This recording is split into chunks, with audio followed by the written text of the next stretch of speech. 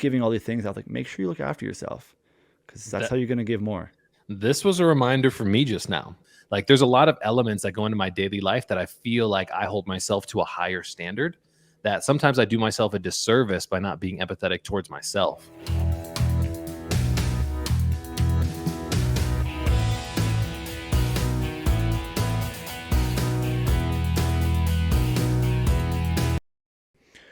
All right, everybody. Welcome back to another Let's Discuss. Thank you so much for joining us again.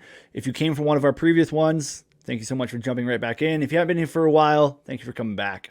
As always, I'm joined by my great friend Keenan Hart, the co-founder of Francis, and my name is Freeman Beals. I'll be the host today. I'm a stress management coach and entrepreneur, and we're going to be talking about a pretty big topic, so we'll try to condense it into this time.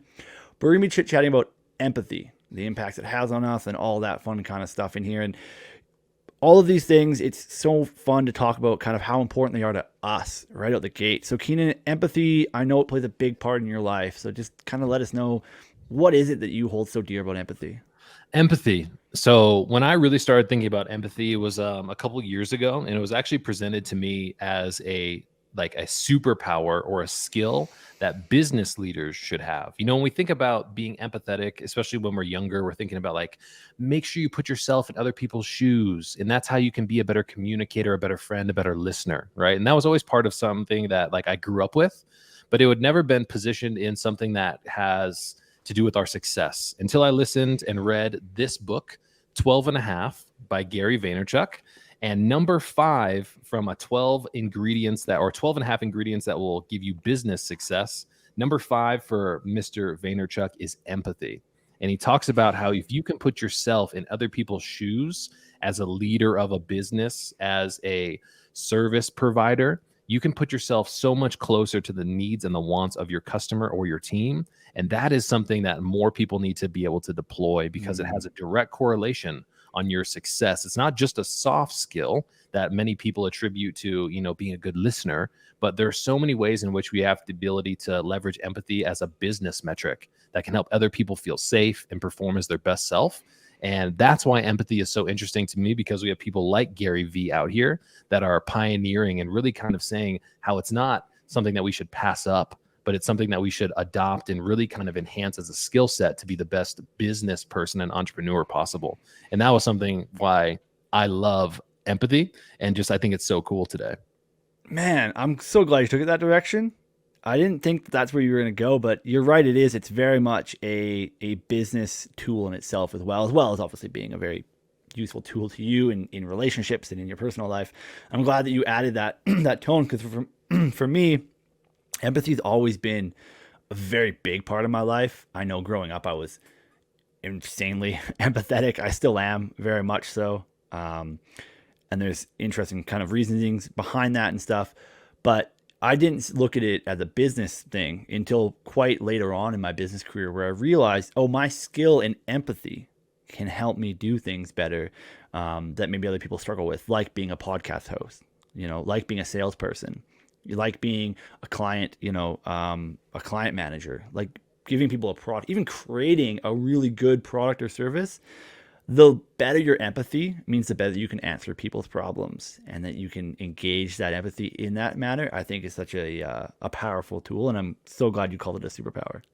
Yeah, I mean, because it really is, though. I mean, like, you know, often I think a lot of people, and in a previous episode, right, we talked about ego and how ego can be something that will kind of hold us back from being our true version of success, or our truest version of successful. And I think when we operate from a place of not putting ourselves in other people's shoes, we're doing everybody a disservice, because at the end of the day, we are producers who are putting out products, if it's this piece of content, if it's the services we provide, for others. And if we're not able to meet others with their true needs and understand where they're coming from and empathize with them, then we're leaving so much money on the table, but also so much opportunity to create value as well. I think we really, really, really need to focus on. Yeah, there's another interesting thing about empathy that I kind of want to bring up here as well, is that for myself, it took a while to learn. People who are generally empathetic are givers, right? We tend to give, like you said, we put ourselves in other people's shoes. We look at their pain points.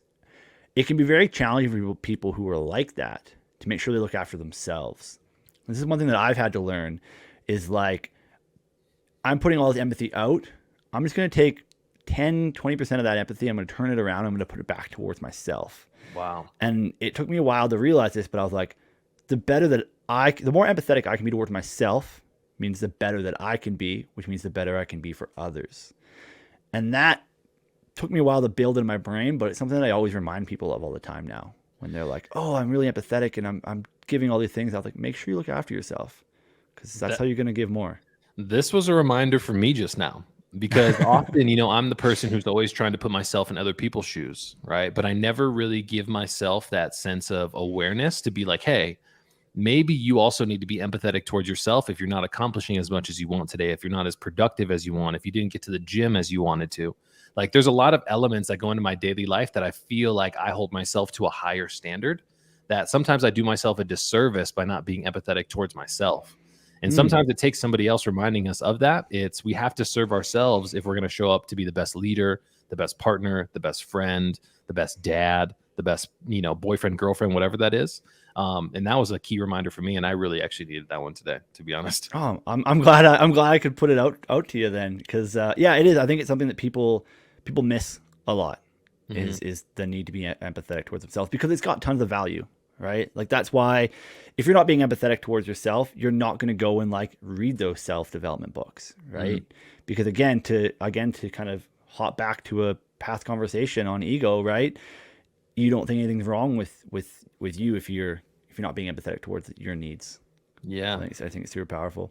And there's all kinds of interesting things that so when you're being empathetic towards yourself as well, this is kind of a weird biohack, I guess, in a way that would happen. If you're helping yourself, what you're actually going to be doing is sort of releasing levels of oxytocin into your brain, right?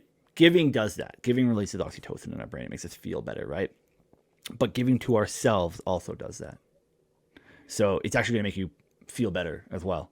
Yeah, it's a selfish act that serves us at a greater need, right? And I think even sometimes me even positioning that way of thinking about selfish, often I think about me serving myself as being something that's selfish.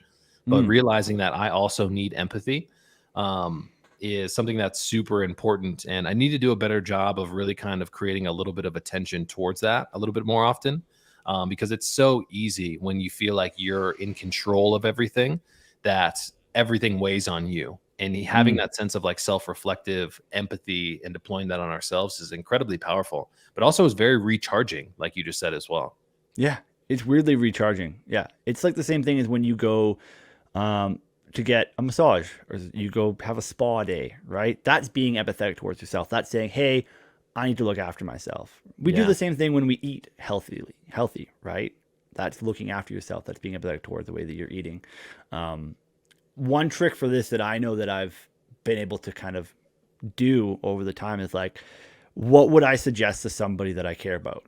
Yeah. If they were to come to me with a similar problem that I'm having right now, what would I suggest to somebody that I care about? Right?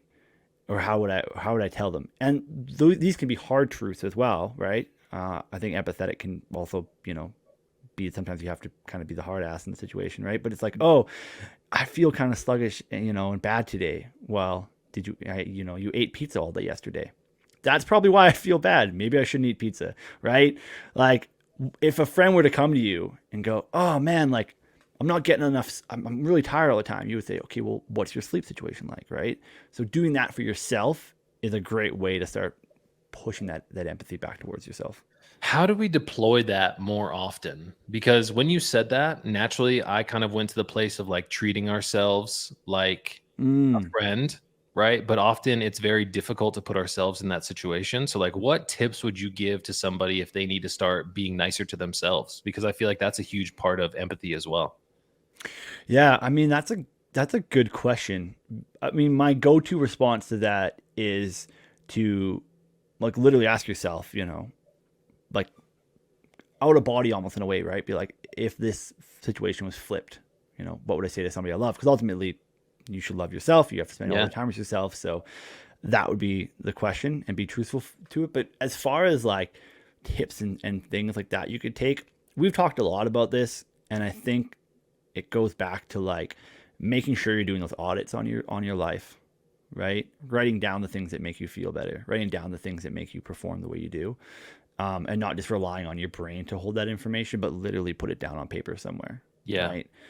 Oh, today I ate healthy and I felt so much better.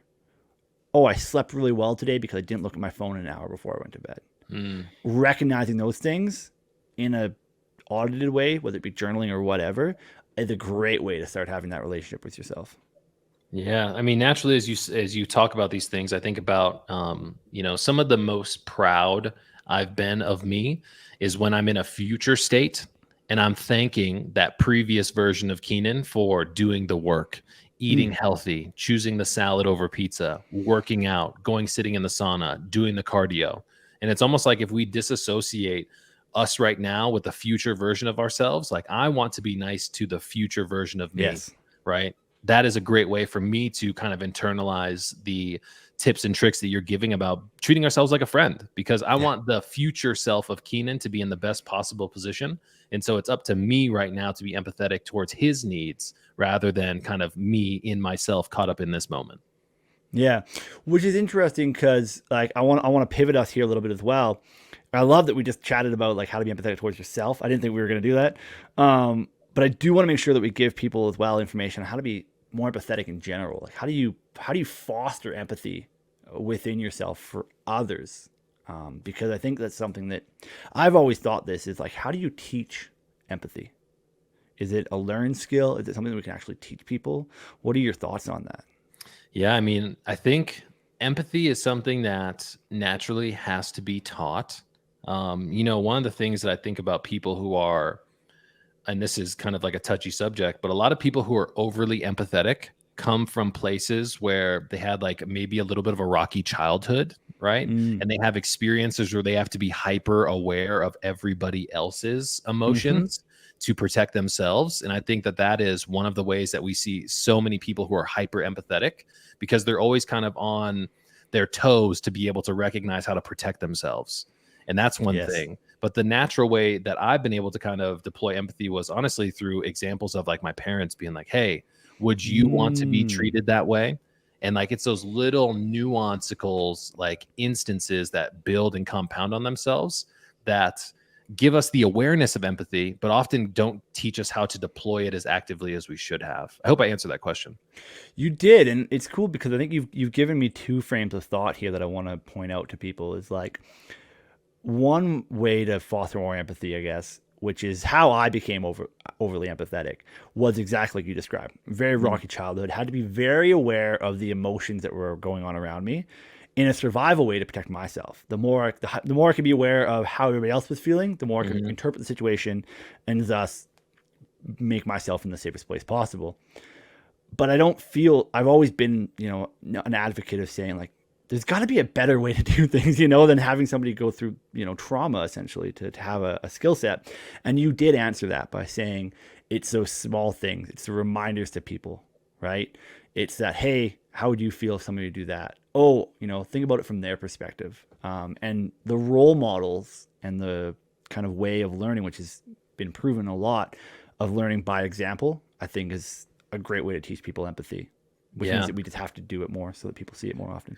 Yeah, and like that's a very conscious effort, right? I mean, when I Mm-hmm. think about empathy, I think about a place of, having enough confidence in ourselves and self-esteem in ourselves that allows us to deploy it upon others. When I think of empathy, I naturally think of Gary Vee, like we talked about with this conversation. And one of the things that he originally says in a lot of his content was like, I was raised by an amazing mother Mm. who instilled self-esteem in me that made it so I don't judge myself, right? And often I feel like it's so difficult for me not to judge myself as a 32-year-old man because maybe my self-esteem wasn't where it was supposed to be.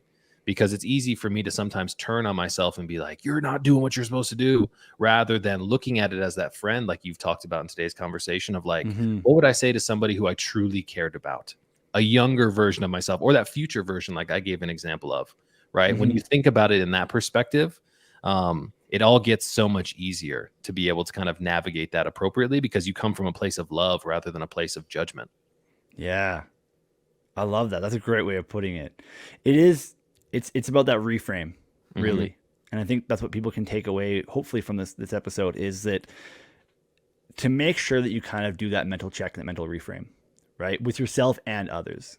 Something I practice, right, is like you get cut off in traffic. And you're like, well, maybe that person's dealing with something, right? Like be Yeah. empathetic towards that kind of thing. Don't jump immediately to, oh, well, that person cut me off, right? Like mental check yourself. Be like, oh, maybe there's something more important happening to that person's life. And do that with yourself. I think is the key too. Do that little mental check before you kind of maybe say something bad about yourself, right? Give yourself a mental check. Be like, you know what? Yesterday was hard, right? It's okay if I only worked out for 15 minutes instead of 45. Yeah. I mean, that sense of awareness is really, really powerful.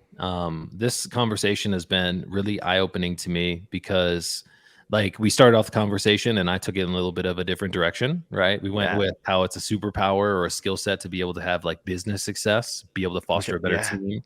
Then we talked about empathy with ourselves. And that was very interesting because that's not something that I actively think about, even from this perspective, right? This is a self serving model of like, let me be empathetic towards others rather than myself. And Mm-hmm. so I really appreciate the call to attention to kind of look inward. And that's been like kind of the most valuable part of this conversation today with me. I'm not gonna lie, I didn't think I was going that direction when we started chatting today, which is why I love these so much, and hopefully why all of you listening enjoy these as well, because it's hard to say where we're gonna end up with these. If there was something strange in here that you wanted more clarity on, or you think that we brushed over, by all means, let us know. Send us a DM on Instagram, on LinkedIn, wherever you need to. We love that information as well. If there's a topic that's burning in your brain, or maybe your group of friends or somebody you're talking to is like, hey, what about this thing? Like, and you want to hear us chit chat about it, let us know as well. We'd love to hear that kind of stuff. It means a lot to us. Make sure to subscribe, follow. That's how we get this message out to more and more people across the globe, hopefully. And we just want to thank you so much for listening. Keenan, any final closing remarks from you? No, I mean that reminder to, not only focus on others, but focusing on ourselves is a big reminder for me today. And I'm really going to take that because when I serve myself first, I'm often a better version of myself for others. And that's a big reminder for me. I love that, man. I love that. Thanks so much, everybody, for listening. Thank you, Keenan, for your insight here as well. And we'll catch you guys on the next one.